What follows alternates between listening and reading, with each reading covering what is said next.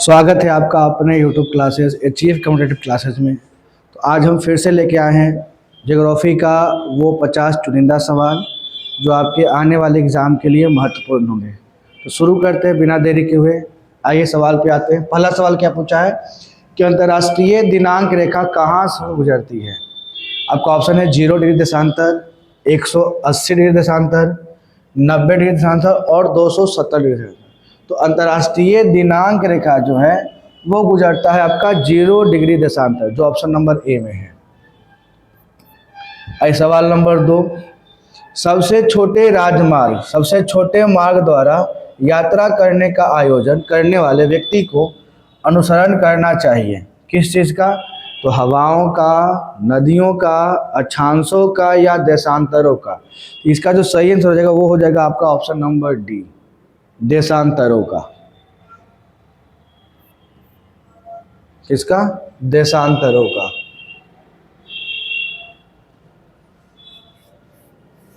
आइए सवाल नंबर 3 आते हैं।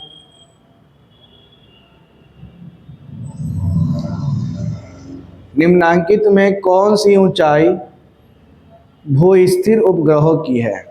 कौन सा जो ऊंचाई है वो भी भू-स्थिर उपग्रहों का है? ऑप्शन दे रखा है आपका 1000 किलोमीटर, 10,000 किलोमीटर, 3600 किलोमीटर और 72,000 किलोमीटर। तो भू स्थिर उपग्रहों का जो ऊंचाई होता है वो आपका हो जाएगा 36,000 किलोमीटर, ऑप्शन नंबर सी। आइए, सूर्य में नाभिकीय ईंधन है। ऑप्शन है हीलियम, यूरेनियम, हाइड्रोजन या अल्फा कण। इसका सही आंसर हो जाएगा ऑप्शन नंबर सी, हाइड्रोजन। ठीक है। और सूर्य में ऊर्जा का स्रोत है नाभिकीय संलयन, नाभिकीय संलयन। ठीक है। आइए सवाल नंबर 5 में आते हैं कि भूपृष्ठ से परावर्तित अवरक्त विकिरण के अवशोषण द्वारा भूवायुमंडल के तापमान में वृद्धि की प्रक्रिया को क्या कहते हैं? ऑप्शन है सुनामी, सौर तापमान, ग्रीन हाउस प्रभाव और भूकंपीय प्रभाव। तो इसका जो सही आंसर हो जाएगा वो हो जाएगा आपका option number C, green house effect, green house प्रभाव। आइए अगला सवाल है कि शनि के रिंग्स की खोज का श्रेय किसे जाता है? शनि के जो रिंग्स है, वलय जो है, उसके खोज का श्रेय किसको जाता है? ऑप्शन है केपलर को, कोपरनिकस को, गैलीलियो को या न्यूटन को। तो इसका सही आंसर हो जाएगा गैलीलियो को। शनि का जो वलय है, रिंग से खोजने का श्रेय जाता है गैलीलियो को। आइए, चंद्रमा को पृथ्वी के चारों ओर एक बार घूमने में निकटतम समय कितना लगता है? चंद्रमा को पृथ्वी के चारों ओर एक चक्कर लगाने में लगभग कितना समय लगता है? ऑप्शन दे रखा है 12 घंटा, 365 दिन, 28 घंटा या 24 घंटा। तो आपका सही आंसर है 28 दिन, 28 दिन।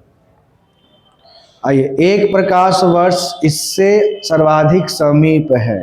तो प्रकाश वर्ष जो है किसके सबसे नज़दीक में आता है? 10 के पावर 8 मीटर, 10 के पावर 12 मीटर, 10 के पावर 16 मीटर, 10 के पावर 20। अच्छा, ये प्रकाश वर्ष क्या है? तो प्रकाश वर्ष जो है दूरी का मापक है, दूरी का इकाई है प्रकाश वर्ष। प्रकाश द्वारा एक साल में तय की गई दूरी को ही बोलते हैं प्रकाश वर्ष। तो इसका जो सही आंसर हो जाएगा वो हो जाएगा ऑप्शन नंबर सी, 10 के पावर 16 मीटर। आइए, धूमकेतु की पूंछ हमेशा सूर्य से दूर रहती है, किसके कारण? प्रतिकर्षण बल के कारण, अपकेंद्री बल के कारण, सौर विकिरण एवं सौर पवन के कारण या किसी अज्ञात कारण से। तो धूमकेतु का जो पूंछ है वो सूर्य से हमेशा दूर होगी, उसके पीछे कारण क्या है? तो सौर विकिरण है और सौर पवन है, ये दो कारण है। ठीक है।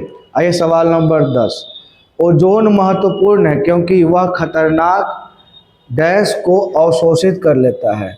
ओजोन महत्वपूर्ण है, वह खतरनाक किसको अवशोषित करता है? लघु तरंग विकिरण को, परावैंगनी विकिरण को, दृश्य को और अप्रयुक्त में से कोई नहीं। तो ओजोन लेयर जो है परावैंगनी विकिरण को जो अवशोषित करता है। आइए, कृष्ण छिद्र अंतरिक्ष में एक ऐसा पिंड है जो किसी विकिरण को अपने से निकलने नहीं देता है, इसका कारण क्या है? तो कृष्ण छेद क्या है? जो अपने से दूसरे विकिरण को बाहर निकलने नहीं देता।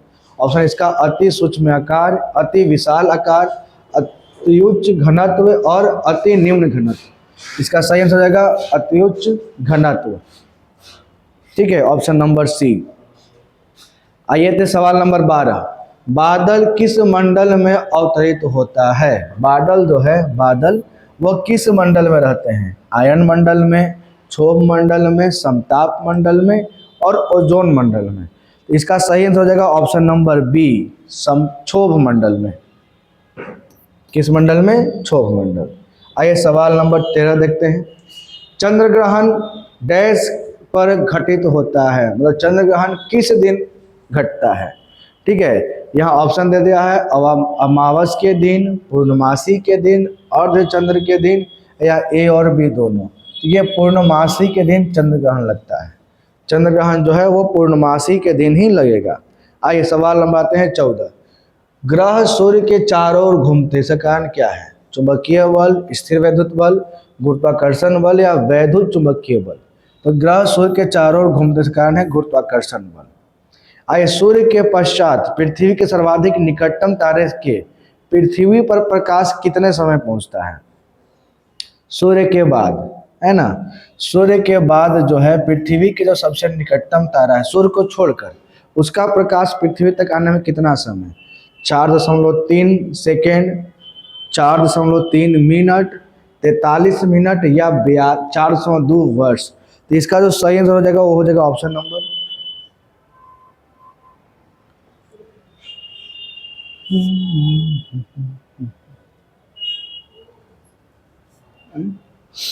ए 4.3। ये तो गलत हो जाएगा। सूर्य का प्रकाश पृथ्वी पर कितना देर में आता है?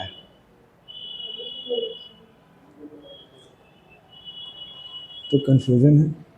सूर्य के बाद पृथ्वी के सर्वाधिक निकटतम तारे के पृथ्वी पर प्रकाश कितने समय में पहुंचता है, ये सवाल पूछा गया है।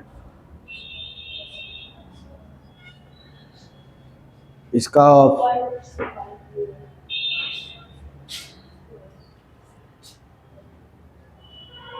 इसमें ऑप्शन ही गलत दे रखा है। 15 का चेक कीजिए उसको, 15 का ऑप्शन चेक कीजिए ना जल्दी से।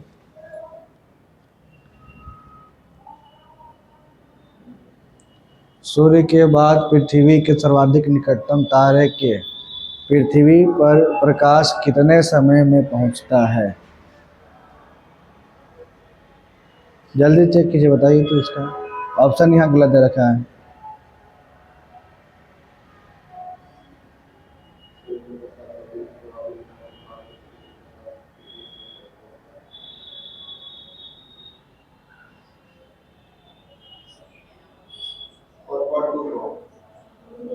फोर 4.24 वर्ष में ना,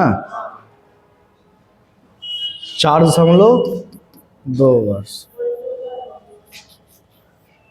देखिए सूर्य के अतिरिक्त पृथ्वी के साथ तारे,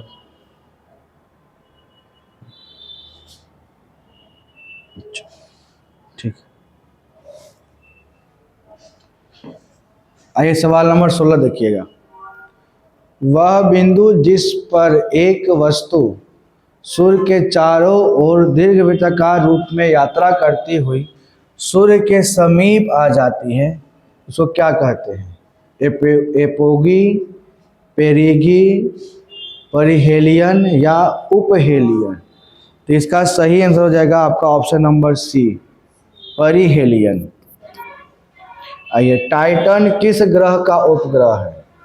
टाइटन जो है किस ग्रह का उपग्रह है? ऑप्शन दे रखा है मंगल, बृहस्पति, शनि और यूरेनस। तो शनि का। पार्थिव ग्रह कौन सा है, मतलब पार्थिव ग्रह कौन सा है? ऑप्शन है ऑप्शन बुध शुक्र पृथ्वी, बुध शुक्र पृथ्वी मंगल, बुध शुक्र मंगल और बुध शुक्र पृथ्वी मंगल और बृहस्पति। तो पार्थिव ग्रह किसको बोलते हैं? पार्थिव ग्रह जिसको बोलते हैं आंतरिक ग्रह।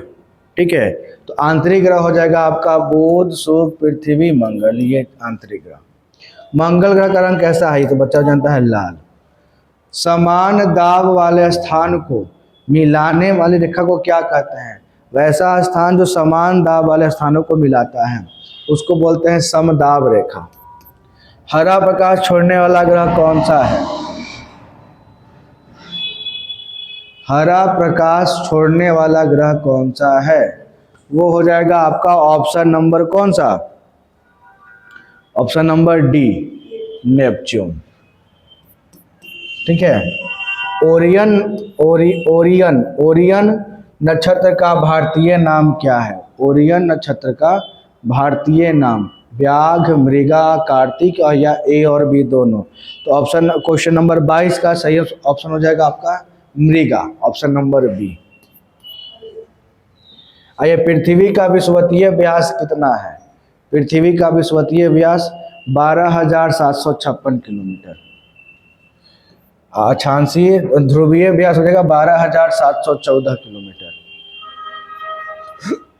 12,756 विषुवतीय व्यास और ध्रुवीय व्यास हो जाएगा 12,714।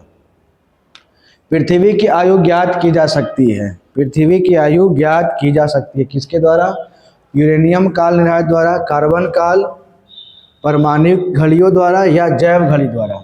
सही आंसर हो जाएगा यूरेनियम काल निर्धारण द्वारा, यूरेनियम काल निर्धारण। आइए सवाल नंबर 25, पृथ्वी की सतह से नीचे द्रवीभूत शैल कहलाता है। ऑप्शन है बेसाल्ट, छत्रक शैल, लावा या शैल मूल। तो इसका जो सही आंसर हो जाएगा ऑप्शन नंबर डी, शैल मूल, जिसको बोलते हैं मैग्मा। इसमें क्या बोलते हैं? मैग्मा। आइए सवाल नंबर 26, पृथ्वी का अक्ष इसके समतल के लंब में कितना झुका हुआ है? पृथ्वी का अक्ष जो है समतल के लंब में कितना झुका हुआ है? ऑप्शन है 23.5 डिग्री, 66.5 डिग्री, 180 डिग्री या झुकाव नहीं। तो इसका सही आंसर 66.5 डिग्री। अच्छा, बहुत सारे लोग इसको ही मारे होंगे। ये अपने अक्ष पर, लेकिन सवाल समतल के लंब से, समतल के लंब से तो 66.5 डिग्री। आइए सवाल नंबर 27, पृथ्वी अपने अक्ष पर झुकी हुई है, यह अपने अक्ष तल पर कितना झुका हुआ है? तो अक्ष तल पर बोलेगा तो 23.5 डिग्री और समतल के लंब बोलेगा तो 66.5 डिग्री। आइए, पृथ्वी का ध्रुवीय व्यास उसके विषुवतीय व्यास से कितना कम है? ध्रुवीय, अभी बताएं कि विषुवतीय व्यास कितना है? 15,756। ध्रुवीय व्यास है 15,714। कितना कम हो जाएगा? घटा लीजिए, 42 किलोमीटर। कितना कम है? 42 किलोमीटर कम है। ठीक है। आइए सवाल नंबर 29, पृथ्वी के भूपटपट्टी पे कौन सा तत्व प्रचुर मात्रा में पाया जाता है? ऑक्सीजन, एल्युमिनियम, लोहा या पोटेशियम। तो इसका जो सही आंसर हो जाएगा ऑप्शन नंबर ए, ऑक्सीजन। पृथ्वी के भूपटपट्टी पे कौन सा तत्व मिलेगा? ऑक्सीजन मिलेगा प्रचुर मात्रा में। सवाल नंबर 30, निम्नलिखित धातु युग्म में से कौन सा युग्म जो है पृथ्वी के आंतरिक क्रोड को बनाता है? आंतरिक क्रोड को बनाता है। क्रोमियम एवं लोहा, मैग्नीशियम एवं सीसा, लोहा एवं तांबा या निकेल एवं लोहा। तो इसका सही आंसर हो जाएगा आपका ऑप्शन नंबर डी। आप लोग पढ़े हुए सियाल, सीमा, नीफ है, यही होता है सियाल, सीमा, नीफ है। तो निकेल और फेरस, निकेल और लोहा, ये ऊपर से नीचे का क्रम है। ठीक है। आइए सवाल नंबर 31, निम्नलिखित में किसने पहली बार कहा कि पृथ्वी गोल है? अरिस्टोटल ने, कोपरनिकस ने, केपलर ने या इनमें से कोई नहीं। इसका सही आंसर हो जाएगा अरिस्टोटल। किसने कहा? अरिस्टोटल ने। सवाल नंबर 32, कौन सा घटक है जो वायुमंडलीय परिवर्तन में भूमिका निभाता है? CO2, जलवाष्प और धूलकण, तूफान, धूप, आंधी या धूलकण। तो इसका जो सही आंसर हो जाएगा ऑप्शन नंबर बी हो जाएगा जलवाष्प और धूलकण, जलवाष्प और धूलकण। आइए सवाल नंबर 33, पृथ्वी के क्रस्ट के भीतर की हलचल का अध्ययन किसमें किया जाता है? पृथ्वी के क्रस्ट के भीतर की हलचल का अध्ययन किसके द्वारा किया जाता है? जियोडेसी, जियोलॉजी, प्लेट टेक्टोनिक्स या सिस्मोलॉजी? इसका सही आंसर हो जाएगा आपका option number C, plate tectonics. Plate tectonics, ठीक है। और सिस्मोलॉजी होता है भूकंप से संबंधित। 49वीं पैरेलल किन देशों के बीच, मतलब 49वीं समानांतर रेखा, 49वीं समानांतर रेखा किन दो देशों के बीच स्थित है? उत्तर कोरिया, दक्षिण कोरिया, यूएसए और कनाडा, उत्तर और दक्षिण वियतनाम, थाईलैंड और म्यांमार? तो इसका जो सही आंसर हो जाएगा ऑप्शन नंबर बी, यूएसए और कनाडा। यूएसए और कनाडा। आइए, पृथ्वी की धुरी है, पृथ्वी की धुरी ऑप्शन है दिया है झुकी हुई, ऊर्ध्वाधर, क्षैतिज या वक्रीय। झुकी हुई, ऊर्ध्वाधर, क्षैतिज या वक्रीय। तो पृथ्वी की धुरी कैसा है? झुका हुआ, ऑप्शन नंबर ए। किसी पिंड का भार अधिकतम कहाँ होगा? विषुवत रेखा पर, ध्रुवों पर, सभी जगह समान होगा या इनमें से कोई नहीं? तो किसी भी पिंड का भार जो है ध्रुव पर सबसे ज़्यादा होगा, ध्रुव पर सबसे ज़्यादा। और सबसे कम पूछेगा तो विषुवत रेखा पर, विषुवत रेखा पर सबसे कम और ध्रुव पर सबसे ज़्यादा, सबसे ज़्यादा। चलिए, सबसे छोटा महाद्वीप कौन सा है? यूरोप, ऑस्ट्रेलिया, अंटार्कटिक या दक्षिणी अमेरिका? तो सबसे छोटा है ऑस्ट्रेलिया। सवाल नंबर 38 आते हैं। निम्नलिखित में कौन सा विश्व का सबसे बड़ा महाद्वीप है? तो दक्षिण अमेरिका, अफ्रीका, एशिया, यूरोप? तो सबसे बड़ा महाद्वीप एशिया। अफ्रीका देश घाना का पुराना नाम क्या है? अबसीनिया, कांगो, गोल्ड कोस्ट या टंगानिका? तो इसका सही आंसर हो जाएगा, नहीं गिर जाता, इसका सही आंसर हो जाएगा गोल्ड कोस्ट, गोल्ड कोस्ट, ठीक है। जिम्बाब्वे को पहले जाना जाता था, ठीक है, जिम्बाब्वे को पहले किस नाम से जाना जाता था? ऑप्शन देखा है रोडेशिया, माली, नामीबिया या जंजीबार? तो जिम्बाब्वे को पहले रोडेशिया के नाम जानते हैं, रोडेशिया, ठीक है। आइए सवाल नंबर 41। एशिया महाद्वीप का सबसे बड़ा द्वीप कौन सा है? इंडोनेशिया है, बोर्नियो है, श्रीलंका है या बर्मा है? तो एशिया महाद्वीप का जो सबसे बड़ा द्वीप हो जाएगा वो हो जाएगा बोर्नियो। कौन सा? बोर्नियो। आइए अगला सवाल है, माजुली विश्व का सबसे बड़ा नदी द्वीप असम के किस जिले में स्थित है? देखिए आ गया, माजुली विश्व का जो सबसे बड़ा नदी द्वीप है असम के किस जिले में है? जोरहट है, डिब्रूगढ़ है, थेमात्री है या तिनसुकिया है? तो इसका जो सही आंसर हो जाएगा वो हो जाएगा आपका जोरहट, असम के जोरहट जिले में स्थित है। यूरोप में आल्प्स, उत्तरी अमेरिका में रॉकीज, दक्षिण अमेरिका में एंडीज किसके उदाहरण हैं? जो आल्प्स पर्वत है, रॉकीज पर्वत है या एंडीज है, वो कौन से पर्वत के उदाहरण हैं? वलित पर्वत का है, ब्लॉक पर्वत का है, विच्छेदित पर्वत का है या ज्वालामुखीय पर्वत का है? तो इसका सही आंसर हो जाएगा आपका वलित पर्वत। आल्प्स, रॉकीज और एंडीज वलित पर्वत के उदाहरण हैं। हवाई जहाज प्रायः किस मंडल में उड़ते हैं? ये बच्चा सवाल है। क्षोभ मंडल में, समताप में, मध्य मंडल में और आपका पूछा है बाहरी मंडल में। तो हवाई जहाज मिलनी समताप मंडल में उड़ते हैं, ऑप्शन नंबर बी। कोटोपैक्सी कहाँ स्थित है? माउंट कोटोपैक्सी, ये क्वेश्चन है, माउंट कोटोपैक्सी कहाँ स्थित है? इक्वाडोर, जापान, दक्षिण अफ्रीका या कनाडा? तो माउंट कोटोपैक्सी जो है वो आपका स्थित है इक्वाडोर में। माउंट कोटोपैक्सी स्थित है इक्वाडोर। पहाड़ की ऊंचाई से बर्फ पिघलने के पिंड को कहते हैं? आइसबर्ग, ग्लेशियर, हिमपात या हिमांक? तो बर्फ पिघलने को कहते हैं ग्लेशियर। आइए सवाल नंबर 47। तिब्बती लोग किसे चामोलुंगा अथवा देवी माता कहते हैं? तिब्बती लोग जो है किसको चामोलुंगा अथवा देवी माता कहते हैं? नंदा देवी को, माउंट एवरेस्ट को, कंचनजंगा को या वैष्णो देवी को? इसमें हो जाएगा माउंट एवरेस्ट को, चामोलुंगा। आइए सवाल, लाल सागर और भूमध्य सागर को जोड़ने वाली नहर कौन सा है? कौन सा नहर जो है लाल सागर को भूमध्य सागर को जोड़ती है? ये हो जाएगा आपका ऑप्शन नंबर सी, स्वेज नहर। मृत सागर कहाँ स्थित है? ये सवाल है 49 कि मृत सागर कहाँ स्थित है। तो इसका सही आंसर हो जाएगा ऑप्शन नंबर ए, ईरान और जॉर्डन के सीमा पे, इजराइल और जॉर्डन की सीमा पे। ये लास्ट सवाल है आपका ज्योग्राफी का। तो किस महासागर में केप कोमोरिन स्थित है? केप कोमोरिन किस महासागर में स्थित है? ऑप्शन दे रखा है आपका प्रशांत, हिंद, अटलांटिक और आर्कटिक। सही आंसर हो जाएगा हिंद महासागर।